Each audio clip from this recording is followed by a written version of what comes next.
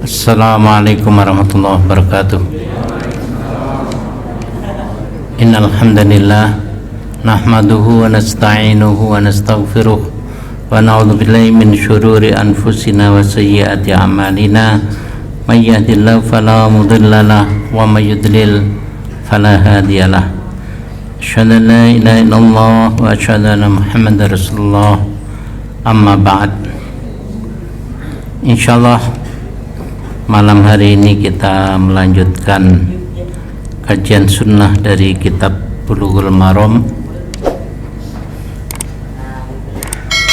Saya menggunakan aplikasi di HP.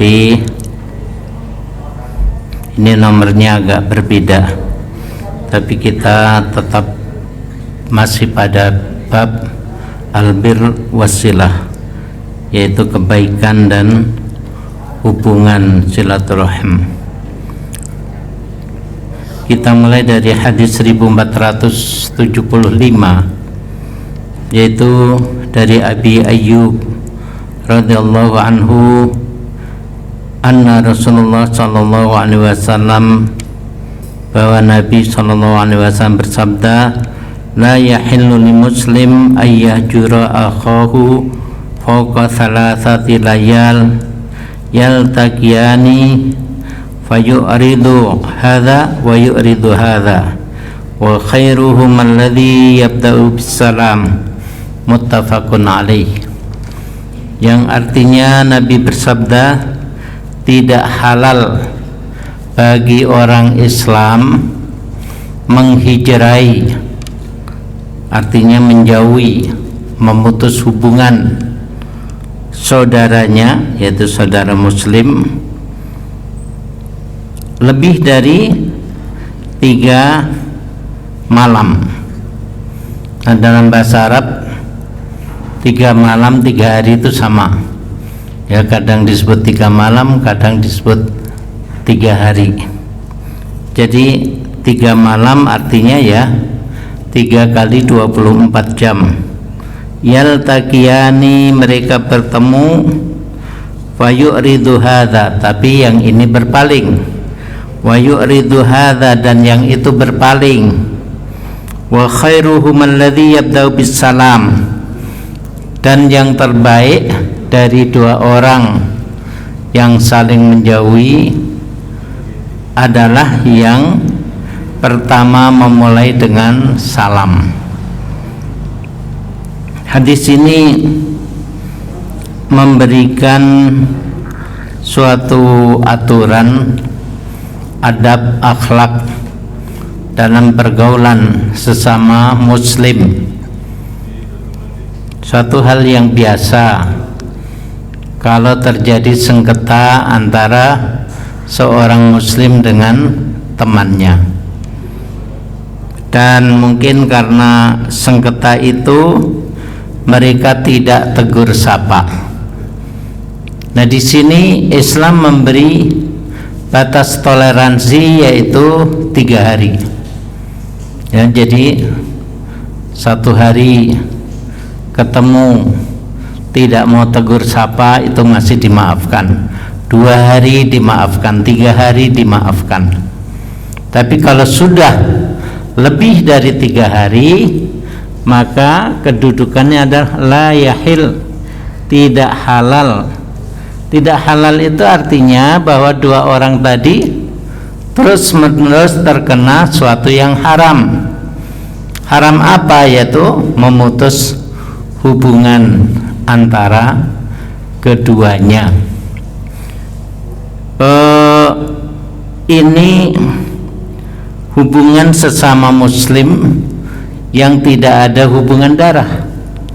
Adapun kalau orang itu punya hubungan darah, misalnya antara saudara kandung, antara keponakan dan paman dan lain sebagainya, itu yang hukumannya lebih berat lagi, karena Rasulullah SAW dalam hadis riwayat Muslim menyatakan, la yadkhulul jannata qati'un, tidak masuk surga orang yang memutus, yaitu memutus tali silaturahim.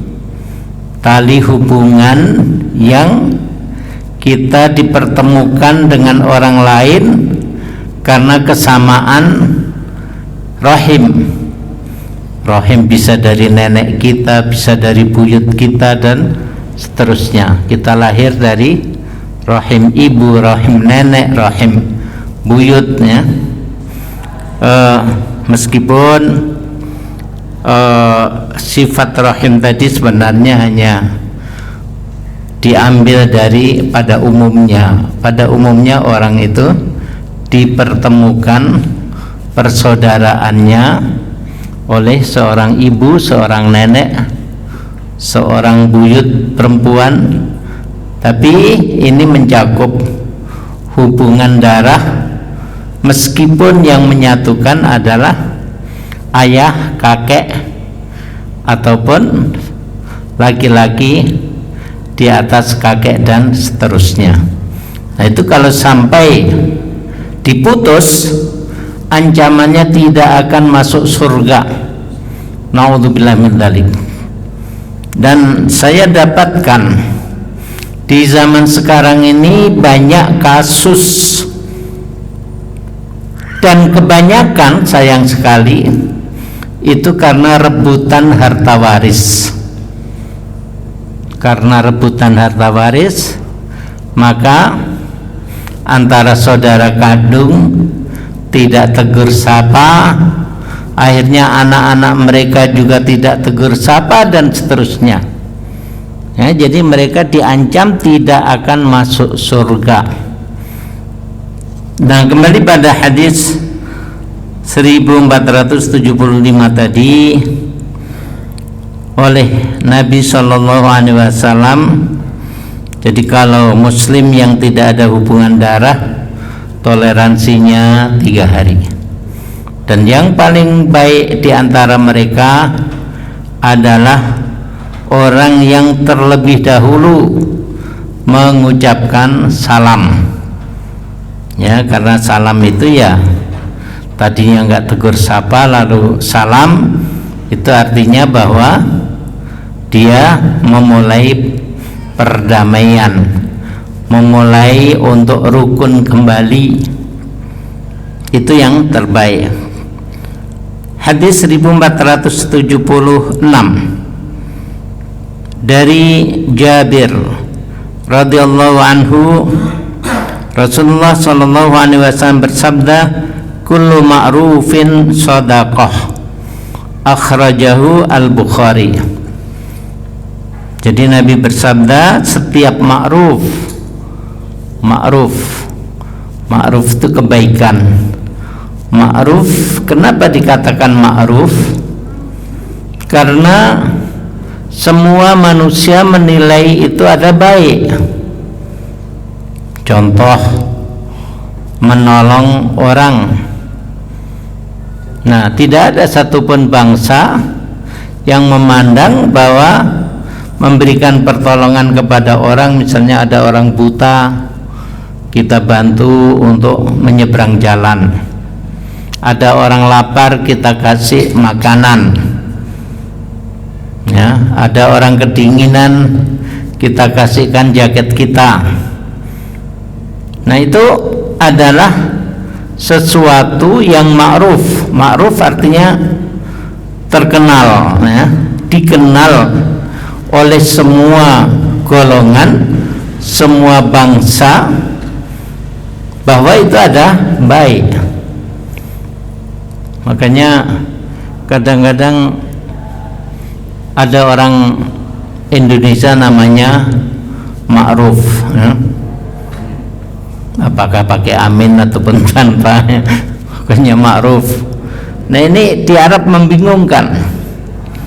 Pernah waktu itu ada teman yang kuliahnya di Madinah, saya di Riyadh. Teman itu namanya Ma'ruf.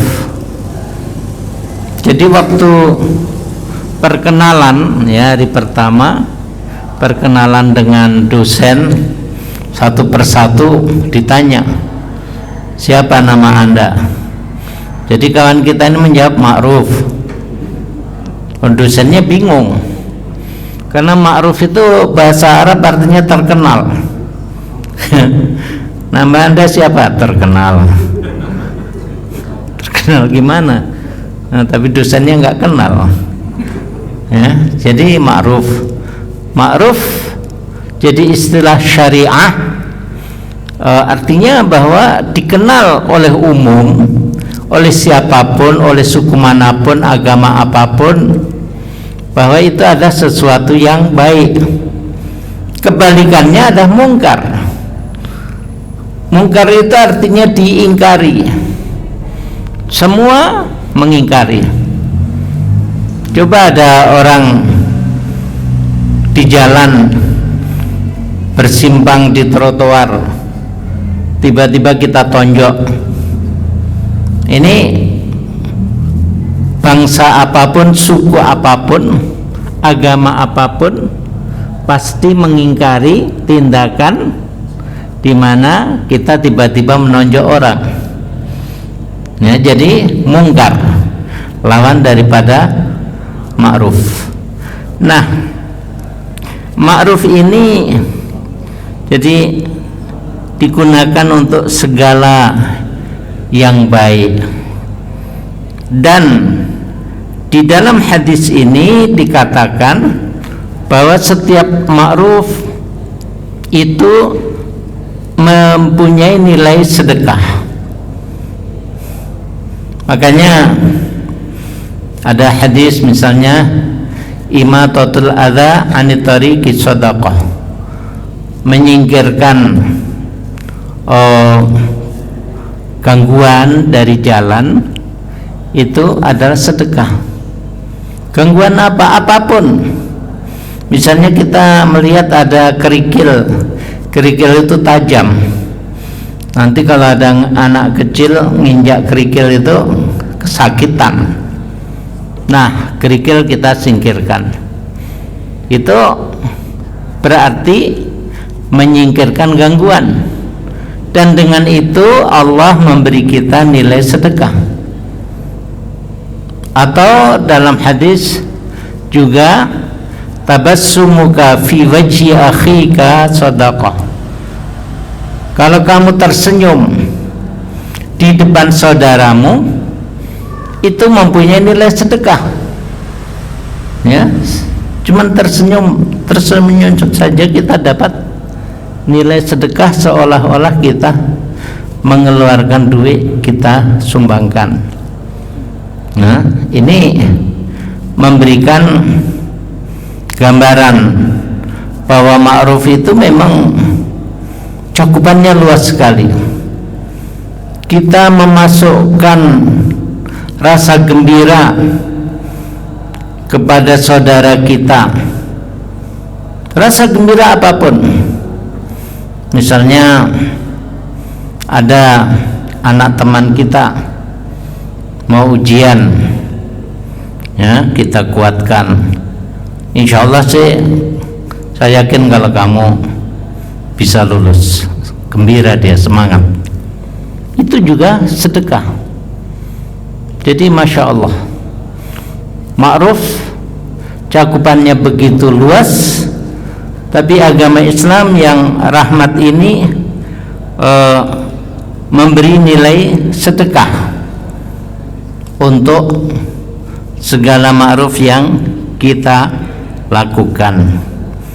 Hadis riwayat Bukhari ini secara indirect juga memotivasi kita untuk melakukan kebaikan dalam bentuk apapun, karena itu akan memperbanyak bekal kita di akhirat, memperbanyak sedekah kita di akhirat. Hadis berikutnya 1477 dari Abi Dzar radhiyallahu anhu, Rasulullah sallallahu alaihi wasallam bersabda, la tahqiranna minal ma'rufi syai'a walau an talqa akhaka biwajhin talqin. Janganlah kamu meremehkan perbuatan ma'ruf apapun namanya, meskipun bentuknya kamu menunjukkan wajahmu ke saudaramu, yaitu wajah yang cerah, wajah yang menyenangkan, ya, bukan wajah seolah-olah kita marah atau kecewa, bukan, tapi wajah yang saudara kita memandang kita menjadi senang. Nah, ya, ini mirip dengan hadis lain yang saya sampaikan tadi, bahwa kalau kamu tersenyum di hadapan saudara kamu, maka itu punya nilai sedekah. Lalu hadis 1478, Rasulullah sallallahu alaihi wasallam bersabda, "Idza tabakhta maraqatan fa'aksir ma'aha wa ta'ahad jiranaka." Akhrajahuma Muslim. Yang artinya, kalau kamu masak marokoh itu, ya, namanya marok itu bahasa Arab artinya kuah. Jadi kuah dari masakan itu marokoh maksudnya adalah masakan-masakan yang banyak kuahnya, seperti sop, ya, mungkin tom yum juga masuk, ya, pokoknya yang banyak kuahnya. Jadi kalau kamu memasak sop, fa'aksir ma'aha, banyakkanlah airnya, banyakkanlah kuahnya, wa ta'ahad jiranaka, dan hendaklah kamu niatkan untuk menghadiahi tetangga kamu. Diriwayatkan oleh Imam Muslim. Jadi ini luar biasa ajaran Nabi Muhammad SAW, bagaimana supaya kita dengan sesama tetangga bisa akrab, ukhuwahnya semakin hari semakin kuat. Sederhana saja, kita hari itu masak apa? Masak sop kaki, kuahnya banyak. Nanti kita kasih kaki sepotong, 2 potong, kita kasihkan tetangga, ya, kebetulan dagingnya nggak banyak, apa boleh buat. Yang penting kita bisa berbagi. Jangan tetangga itu dikasih baunya saja, aduh ini bau dari tempatnya Ustadz Ahmad ini, sopnya nikmat sekali, cuman dapat baunya. Karena Ustadz Ahmad rumahnya di atas, jadi mungkin baunya bisa kemana-mana itu. Jadi kalau masak, kuahnya diperbanyak dan berikan, meskipun hanya 1 mangkok. Nah, ini bapak-bapak yang harus hati-hati. Ibu-ibu itu sebagian ada yang cara berpikirnya, ya, alhamdulillah,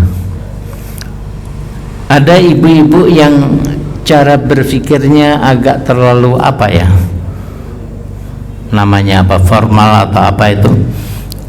Jadi kalau kita minta untuk memberikan hadiah yang nilainya sedikit, malu dia. Saya yang suka kerepotan itu kalau musim rambutan, ya, musim rambutan itu kalau sudah lagi murah-murahnya, beli 10.000 itu Masya Allah dapat banyak sekali. Nah, menghabiskan nggak mampu. Saya minta tolong kepada istri, ini kasihkan tetangga yang sana, malu dia karena ngasihkannya hanya tadi kan 1 ikat isinya 6 misalnya, cuman dikasih 3, jadi istri saya malu. Ini yang perlu kita koreksi, ya. Atau kita beli pisang ada pisang Ambon bagus-bagus, satu sisir. Nah, kita menghabiskan nggak mampu satu sisir, ya, sendirian dengan istri misalnya. Nah, jadi solusinya gimana? Ya satu sisir itu bagi dua lah, setengah sisir untuk di rumah, setengah sisir untuk tetangga. Ini kadang-kadang ya namanya wanita juga malu, masa memberi orang cuman setengah sisir, ya? Ini cara-cara berpikir yang salah. Orang lebih suka melihat pisang membusuk di rumah daripada kita berbagi kepada orang lain. Padahal yang namanya mubazir itu ada temannya setan. Rasulullah SAW sampai pernah berkata, seandainya aku diberi sebuah kikil pasti aku terima. Bayangkan, orang Arab itu dari zaman dahulu, ya, mereka terkenal dermawan. Nabi Ibrahim saja kedatangan tamu malaikat yang datang menyerupai manusia. Tiba-tiba saja oleh Nabi Ibrahim sudah dipotongkan anak sapi yang gemuk, ya, tamu satu orang dipotongkan anak sapi. Nah, ini kedermawanan orang Arab. Jadi sampai sekarang orang Arab itu memang dermawan. Nah, Nabi mengatakan seandainya Nabi dikasih sebuah kikil pasti diterima. Ya mustahil lah ada orang kasih Nabi sebuah kikil, pasti dikasih daging yang banyak. Tapi Nabi menggalakkan untuk saling menghadiahi seperti itu. Sebuah kikil pun kalau dihadiahkan kepada Nabi, oleh Nabi diterima. Nah, jadi ini sebenarnya motivasi agar kita senang berbuat ma'ruf, agar kita melakukan upaya-upaya untuk supaya ukhuwah Islamiyah semakin hari semakin kuat. Saya dulu, ya, ketika masih di Jerman dengan istri saya yang orang sana, suatu hari mendapatkan rumah yang menarik untuk dikontrak. Rumah itu di kawasan orang-orang Jerman. Nah, istri saya orang Jerman tapi berjilbab, jadi suatu yang nyolok mata bagi orang-orang Jerman. Jadi tetangga-tetangga itu kalau kami keluar rumah, masuk rumah, itu matanya tuh melotot, ya, tidak ramah. Sampai kemudian saya bilang ke istri saya, coba kamu masak agak banyak, bagikan ke tetangga-tetangga. Itu yang dilakukan istri saya. Begitu kami mempraktekkan hadis ini, itu berubah. Tadinya mereka yang memandang kami dengan pandangan tajam, tidak ramah, berubah menjadi ramah. Jadi ini memang luar biasa. Kepada orang kafir saja begitu, apalagi kepada sesama muslim. Hadis 1479 dari Abi Hurairah, Rasulullah SAW bersabda, man naffasa an mu'min kurbatan min kurabid dunya, naffasallahu anhu kurbatan min kurabi yaumil qiyamah. Barang siapa meringankan dari orang Islam satu beban daripada beban dunia, maka Allah meringankan daripadanya dari salah satu beban di hari kiamat.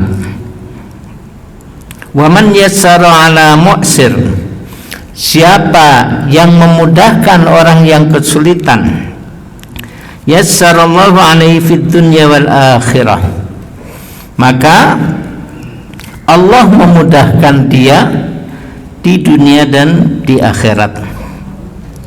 Wa man satara musliman, siapa yang menutup aibnya orang Islam, satarallah fid dunya wal akhirah, maka Allah menutup aibnya di dunia dan di akhirat. Wallahu fi aunil abdi maka al abdu fi auni akhihi, dan Allah selalu siap memberi pertolongan kepada hambanya selama hambanya juga suka menolong saudaranya. Hadis riwayat Imam Muslim. Jadi ini banyak petunjuk. Petunjuk pertama yaitu meringankan beban seorang muslim dalam kehidupan dunia. Beban itu apa? Ya banyak. Kalau masyarakat yang ekonominya lemah, setiap anaknya masuk SD, masuk SMP, SMA, ya perlu dana. Kadang-kadang cari utangan susah. Nah, kita alhamdulillah ada kelapangan rizki, sesuatu yang bagi orang miskin itu berat, bagi kita ringan, kita bantu. Ini artinya sudah membebaskan orang itu dari beban duniawi. Dia nggak mampu bayar uang untuk masuk ke satu sekolah, kita ringankan. Balasannya nanti Allah akan membebaskan kita dari salah satu beban pada hari kiamat. Kemudian orang yang memudahkan orang yang kesulitan, memudahkan orang kesulitan, ya contohnya banyak, mirip-mirip juga. Ya misalnya alhamdulillah ya di Al-Falah membiasakan diri untuk membagi beras atau sembako kepada orang-orang miskin. Bagi kita itu suatu yang mungkin sesuatu yang sederhana, kita tidak pernah merasa punya kesulitan untuk membeli sembako. Tapi bagi orang-orang tertentu itu menjadi beban yang berat. Nah, kita gerakkan umat untuk memberikan bantuan. Itu termasuk salah satu makna dari surat Al-Ma'un, yaitu wala tahaduna ala ta'amil miskin. Kamu tidak mau menggalakkan orang untuk memberi makanan kepada orang miskin. Artinya kita tidak hanya dituntut untuk perhatian kepada mereka, tapi kita juga dituntut untuk mengajak yang lain. Ayo kita kumpulkan dana, kita kumpulkan bantuan untuk kita bantukan kepada orang-orang yang memerlukan. Apalagi semakin hari bantuan yang kita kumpulkan semakin banyak, ya, itu termasuk dalam ayat di mana fawailul lil musallin, orang yang sholat tapi diancam masuk neraka. Itu salah satu sifatnya ada wala tahaduna ala ta'amil miskin. Orang Islam yang sholat ini nggak peduli dengan nasib tetangga-tetangga yang miskin, ya, tidak terpikir untuk menggerakkan bagaimana agar saudara-saudara yang mampu mau memberikan bantuan kepada mereka. Ya, jadi siapa yang memudahkan orang yang kesulitan, Allah akan memudahkan hidupnya di dunia dan di akhirat. Kita ingin mudah, ingin selalu dibantu Allah, maka kita harus siap menolong orang-orang yang perlu pertolongan. Beberapa hari yang lalu saya nonton video itu warung gratis itu, Masya Allah ceritanya. Jadi dalam keadaan dia sulit, dia ketemu nenek yang mengais-ngais makanan dari tempat sampah, dan dia untuk makan hari itu ya harus cari-cari di sampah, kalau enggak dia mati. Nah, begitu ketemu, dilihat di mana rumahnya, akhirnya dia bertekad, saya harus mencarikan makanan untuk nenek ini, terus menerus. Masya Allah, akhirnya lama-lama berkembang, dia mendirikan warung gratis. Yang datang banyak, tapi ternyata orang yang mendukung banyak.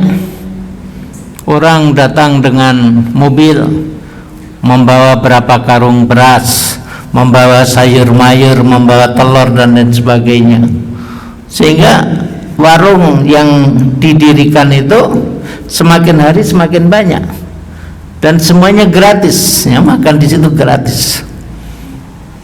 Sampai dia kena cobaan kecelakaan, entah cedera di sana di mana, mengakibatkan impoten. Nah, impotennya ini sudah bahaya, ya, karena istrinya pernah berpikir untuk minta cerai. Nah, dia berdoa terus, sedekah berdoa. Alhamdulillah, oleh Allah disembuhkan, dan setelah itu normal lagi, dia bisa punya 3 anak, ya. Jadi ini bagaimana Allah membalas orang yang memberi pertolongan kepada orang-orang yang memerlukan pertolongan. Kemudian siapa yang menutup aib orang Islam, Allah menutup aibnya di dunia dan di akhirat.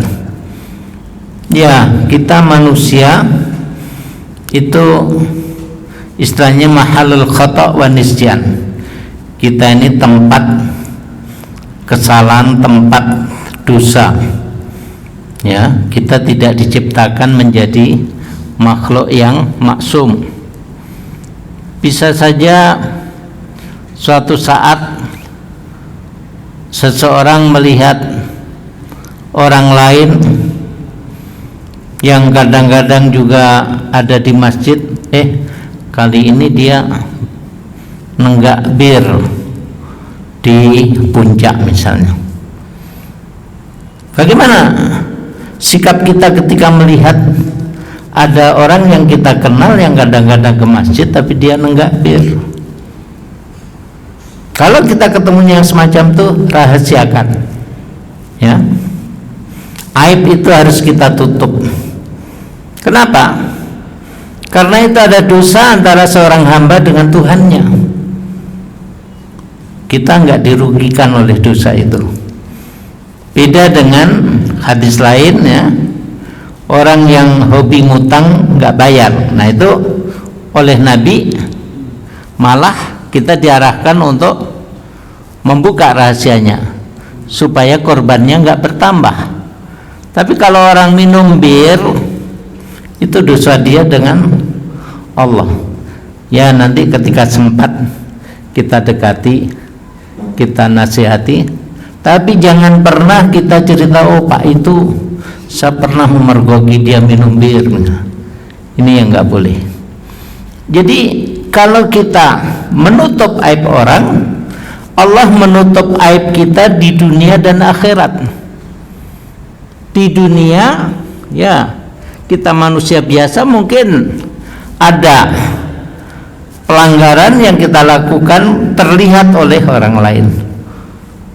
Kalau Allah ditutup, sudah, orang yang melihat kita tuh nggak pernah mempermalukan kita.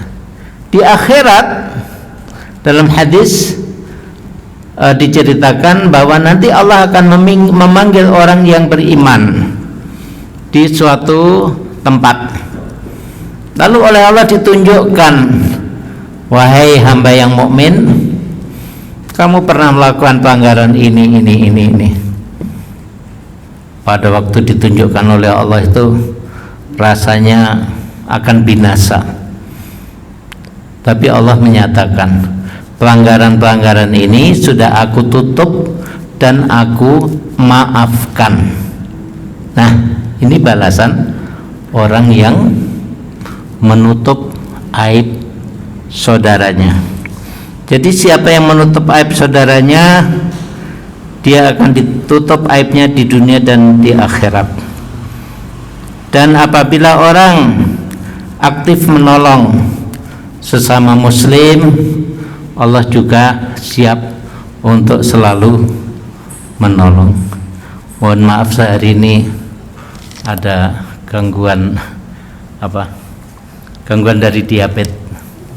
Jadi untuk pengajian, mohon maaf nggak sempat tanya jawab. Kita tutup sampai di sini.